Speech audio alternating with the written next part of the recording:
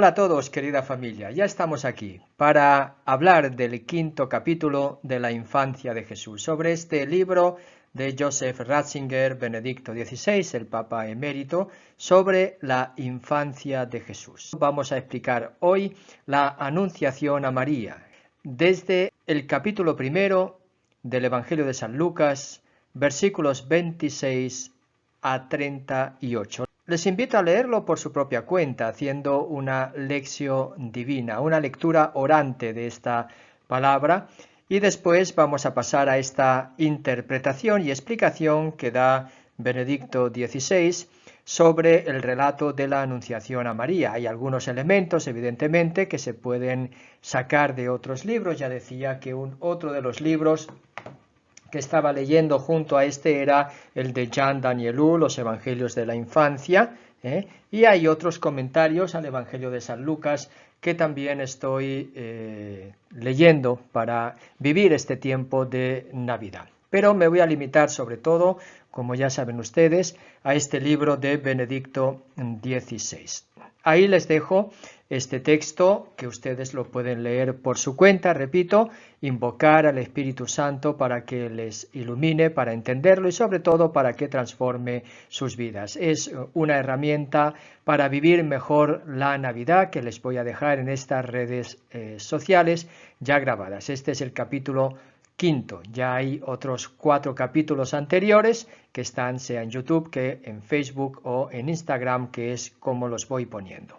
Así que vamos a pasar a la explicación de la Anunciación a María, tal como lo va relatando el Papa Emérito Benedicto XVI, pero él firma Joseph Ratzinger, Benedicto XVI, en este libro, por eso así lo digo. La Anunciación a María tiene 2 aspectos, evidentemente, fundamentales, que forman parte de la estructura. Una es el anuncio del ángel, con el contenido de este anuncio, sea en lo que respecta al anuncio del Salvador, que a todo lo que va en torno a la figura de Jesús, explicando también las preguntas que María le va a dirigir ante ese anuncio tan único.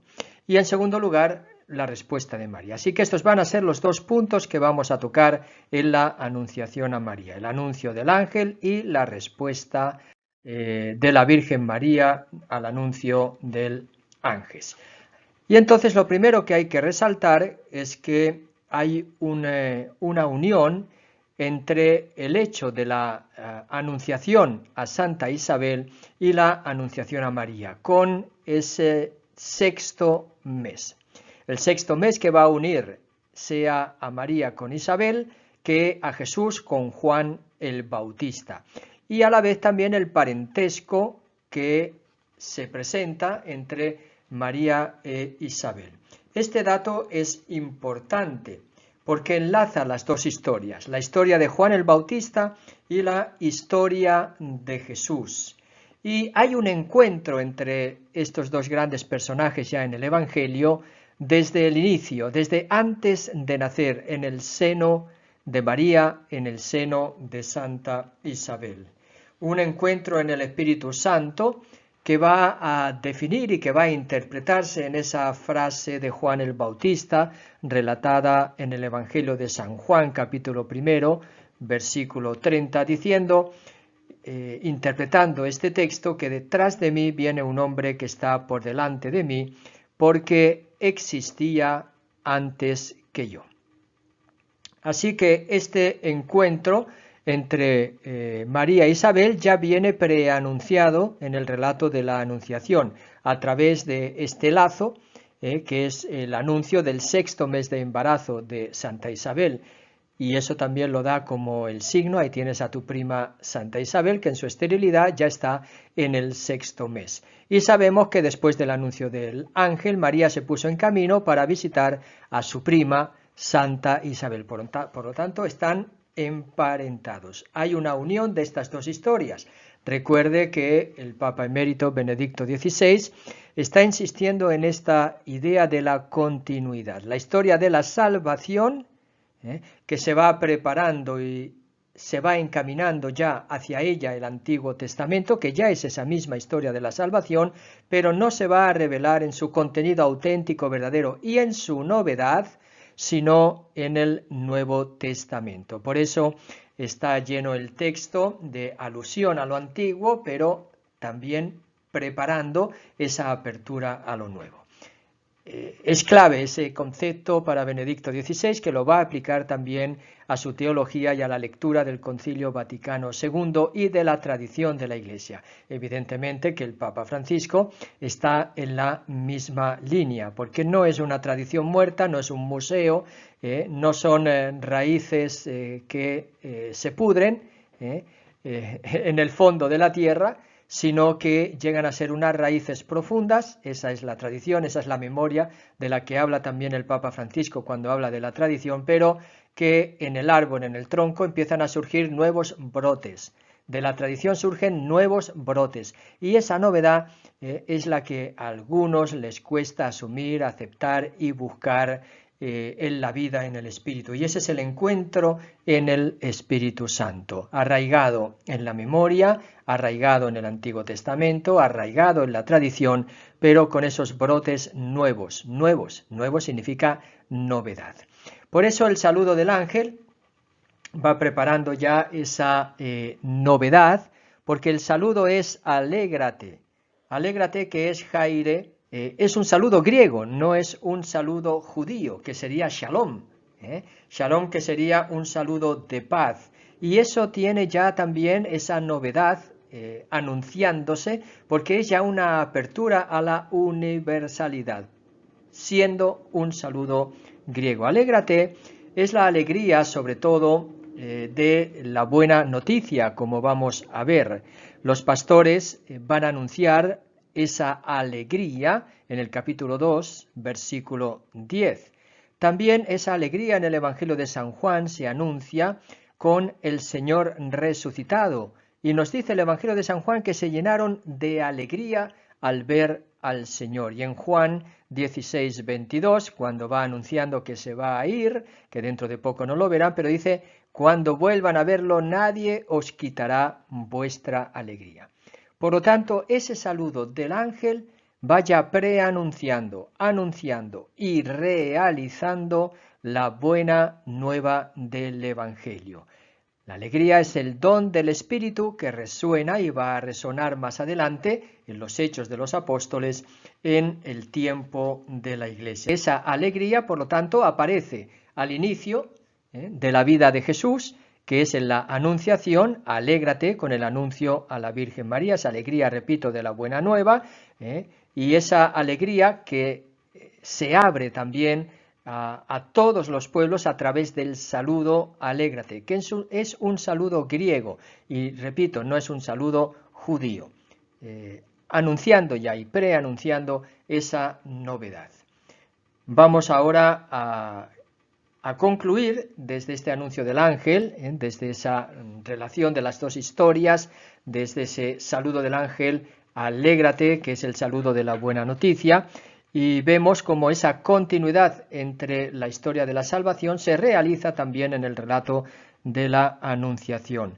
Tenemos aquí, por lo tanto, esos dos enlaces, el sexto mes y el parentesco de Jesús con Juan, y a la vez la alegría de la buena noticia, que van a manifestar la continuidad de la historia de la salvación. Y esta continuidad se manifiesta en ese saludo de la alegría, refiriéndose al libro de Sofonías, cuando, capítulo 3, versículos 14 a 17, en el que dice, refiriéndose a Israel: alégrate, hija de Sión, grita de gozo, Israel, el Señor tu Dios está en medio de ti. Traducido literalmente sería: está también en tu seno. Por lo tanto, aparece aquí María como la hija de Sión en persona, porque alégrate, le dice el ángel. Y el motivo de la alegría es porque el Señor está en ti. La anunciación es precisamente esa anunciación de que va a concebir al mismo Hijo de Dios. Por lo tanto, María, hija de Sión en persona, va a ser también el arca de la alianza. Y ahí retoma el texto de Éxodo 33:3 y 34:9, donde habla de la morada de Dios en el arca de la alianza, referido aún como estar en el seno de Israel.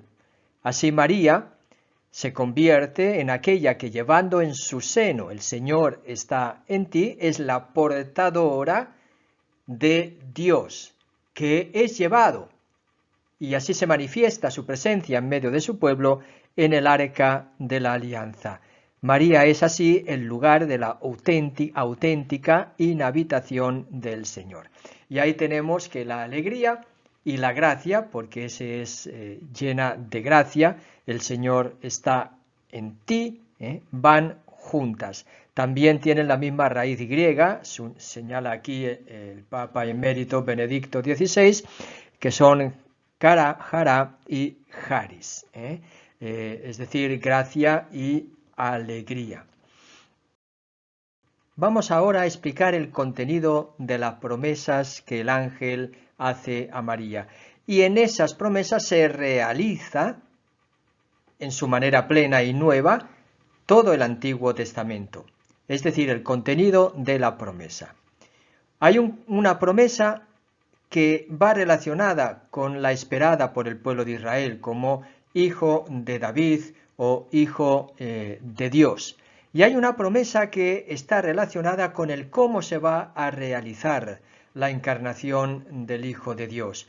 Y está relacionado con que la sombra del Altísimo, el Altísimo te cubrirá con su sombra. Y esto está relacionado, una vez más, con María como la portadora del arca de la alianza, es decir, como ese templo que porta a Dios mismo. Es la sombra, es la Shekinah, es la presencia escondida de Dios, la sombra del Altísimo.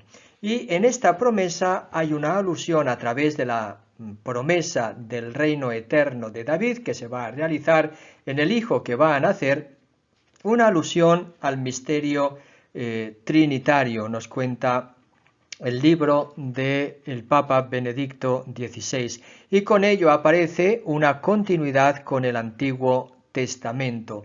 Aparece en el acontecimiento la realidad sin llegar a ser doctrina, explica el Papa Emérito. Es decir, se revela el misterio trinitario y se revela el Padre, el Hijo y el Espíritu Santo, no tal como está definido y explicado en el credo niceno constantinopolitano, evidentemente, pero la doctrina ya está ahí presente en el acontecimiento. La novedad se va a realizar en la comprensión también de los discípulos de Jesús, caminando con él como discípulos y por lo tanto en el camino de los creyentes, cuanto últimamente el Papa Francisco está insistiendo, ¿verdad?, en esa iglesia sinodal, es decir, caminando juntos, el camino sinodal de la iglesia, para comprender mejor esa novedad del mensaje de Jesús. También aparece el contenido de la promesa, revelando el nombre del niño que va a nacer, que va a ser Jesús, que significa Dios salva. Jesús, señala el Papa Emérito, contiene el tetagrama de Yahvé, es decir, la JHWIH, y esto le va a dar también un sentido de revelación muy profundo.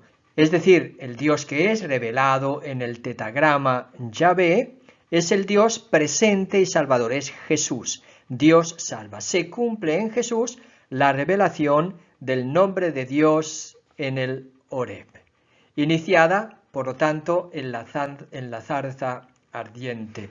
Tanto es así que esa revelación dada en la zarza ardiente del nombre de Yahvé se parece en su estructura, y esto lo señala el cardenal Danielou en los Evangelios de la Infancia, al anuncio del ángel a María. En su estructura tiene el mismo contenido. Está el ángel que se aparece, el temor de la persona, la llamada a la tranquilidad, la petición de explicación del cómo se va a realizar y la aclaración por parte o revelación por parte del ángel de que al final para Dios nada y parte y finaliza con la convicción de que para Dios nada es imposible. Por eso algunos han hablado dentro de este relato de la Anunciación a María que pertenece al género de anunciación o al género también de revelación de una misión. Son los dos tipos de género que género literario que podrían encuadrar en este relato de la anunciación del Evangelio de San Lucas. Eso no niega el acontecimiento mismo de la anunciación. Así que tenemos esta otra parte del contenido de la promesa en la que ya, repito, Dios se revela y a la vez se esconde y aparece de nuevo a María como esa arca de la alianza y ese templo donde se revela la gloria de Dios. Y tenemos aquí finalmente que la salvación que trae el niño prometido se manifiesta en la instauración definitiva del reino de David. En efecto, esa instauración va a chocar con el destino del reino de David, un destino de acabamiento, un destino de que esa promesa anunciada por Natán por encargo de Dios mismo, de que su trono durará por siempre, si bien se realiza ahora en Jesús, no deja de caer sobre las espaldas del pueblo de Israel la afrenta del reino davídico, que estaba presente en el momento de la anunciación del ángel a María. Así lo relata el Salmo 89, donde ya ha desaparecido el reino de David. ¿Cómo va a permanecer para siempre si ya ha desaparecido? El Salmo 89 dice: le daré una posteridad perpetua y un trono duradero como el cielo. Si sus hijos abandonan mi ley, castigaré con la vara sus pecados, pero no les retiraré mi favor, ni desmentiré mi fidelidad. Así está en los versículos 30 a 34. Si bien Dios no retira su favor, la realidad, sigue el Salmo diciendo: tú, encolerizado con tu ungido, lo has rechazado y desechado. Has roto la alianza con tu siervo y has profanado hasta el suelo su corona. Todo viandante lo saquea, y es la burla de sus vecinos. Acuérdate, Señor, de la afrenta de tus siervos. Pues esa afrenta, que es también lamento de Israel, estaba ante Dios en el momento de la anunciación. Y estaba con el rey Herodes, un rey que era idumeo, es decir, no era hijo de David, y que era rey precisamente gracias al favor de Roma, que era el imperio dominante y que tenía en posesión el reino davídico, pero sobre todo por la crueldad del rey Herodes, de tal manera que la descendencia davídica o el reino davídico es presentado en el momento de la anunciación como una caricatura de la realeza prometida al rey David. Sin embargo, el ángel no deja de anunciar que esa promesa del reino definitivo para siempre se va a cumplir en el niño, y así anuncia de que su reino no tendrá fin. Nosotros sabemos que esta frase del reino que no tendrá fin incluso aparece en el siglo IV, que se inserta en el credo niceno constantinopolitano, cuando el reino de Jesús de Nazaret va abrazando a todo el mundo de la cuenca mediterránea. Nosotros los cristianos sabemos y confesamos que sí, efectivamente, Dios ha cumplido su promesa y que el reino del Hijo de David, dice Benedicto XVI, Jesús se extiende de mar a mar, de continente a continente, de un siglo a otro. Claro, va a estar siempre la tentación de que los reinos de este mundo van a querer apoderarse de ese reino de Jesús, que como dice San Juan en el capítulo 18, versículo 36, no es de este mundo. Jesús dijo ante Pilato que su reino no es de este mundo, pero sabemos que dentro de la historia muchos poderes han querido apropiarse del reino de Dios, ese reino que Jesús ha presentado como un reino no fundado en la violencia, ni en los primeros puestos, ni en el poder, sino fundado en la fe y el amor, y por ello es fuerza y esperanza. Sin embargo, ahí tenemos que los poderosos de este mundo quieren apropiárselo, y es ahí cuando peligra el reino. Por un lado, quieren unir su poder al poder de Jesús, y es ahí cuando a la Iglesia no le ha ido muy bien cada vez que esto ha acontecido. Y por otro lado, los poderes de este mundo quieren perseguir al sin poder, al rey sin poder que es Jesús, aniquilándolo y eliminándolo. Y ahí tenemos esa promesa cumplida en Jesús como promesa de salvación, y que va a dar pie al siguiente capítulo, que ahora ya avanzamos, que será la respuesta de María al anuncio del ángel. Hemos analizado, por lo tanto, esa continuidad entre el anuncio del ángel con el Antiguo Testamento, con la historia de la salvación, pero que se va a realizar de una manera nueva en Jesús. En el texto, por el parentesco de Jesús y Juan el Bautista, por el término de la alegría que se refiere a la buena noticia, por la sombra del Altísimo que se refiere también a María como portadora del arca de la alianza, la presencia de Dios en el mundo, que es Jesús. Y también la promesa referida a Jesús como el portador de la promesa de ese reino davídico eterno. En esa promesa del ángel se ve también en el acontecimiento una revelación del misterio de la Trinidad, pues es Dios el que va a realizar su obra, cubriendo a María con la sombra del Altísimo, es decir, con el Espíritu Santo. Y sabemos también que aquel que va a nacer es Jesús, que es el Hijo, se le llamará también Hijo, el portador de las promesas. Va a realizar el reino eterno porque él mismo va a ser portador de ese reinado de Dios, y desde la fe en él se va a construir el reino de Dios. Nos volvemos a ver en otra ocasión para seguir reflexionando sobre la infancia de Jesús, acompañados por este texto de la infancia de Jesús de el Papa emérito Benedicto XVI. El próximo capítulo analizaremos la respuesta de María al ángel. Un abrazo para todos y bendiciones. Joy to the world, the Lord is come. Let earth receive her King.